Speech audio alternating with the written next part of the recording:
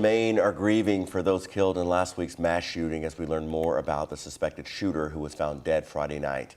Here's ABC's Derek Dennis with the latest.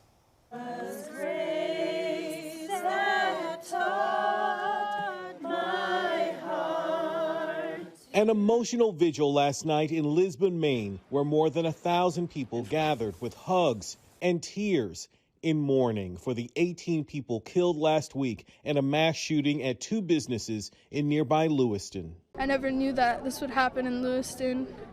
It was just such a heartbreaking thing that it happened. Suspect Robert Card, a 40-year-old Army reservist with a history of mental health issues, found dead Friday with an apparent self-inflicted gunshot wound. His body discovered in an unlocked trailer at a recycling center where he worked.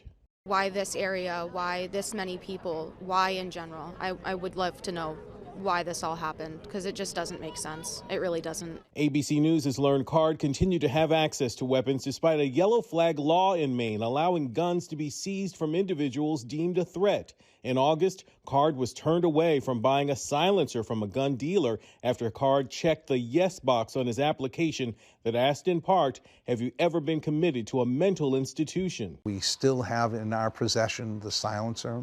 It's still here. And last month, a local sheriff reportedly sent an alert to other authorities after sources say Card threatened to shoot up an Army Reserve Center. We paid attention to it, kept an eye on the area. The guy never showed up down here, never had contact with him, no nothing. Now the community holding vigil for the lives lost and the more than a dozen wounded in Maine's worst mass shooting ever. There's a sense of relief, a sense of safety, but it doesn't take away from the huge hole in our community. Derek Dennis, ABC News. Authorities are still investigating a motive for the mass shooting and any evidence that the suspect was ever forcibly admitted to a mental institution, which would have come up on a background check automatically blocking him from buying guns.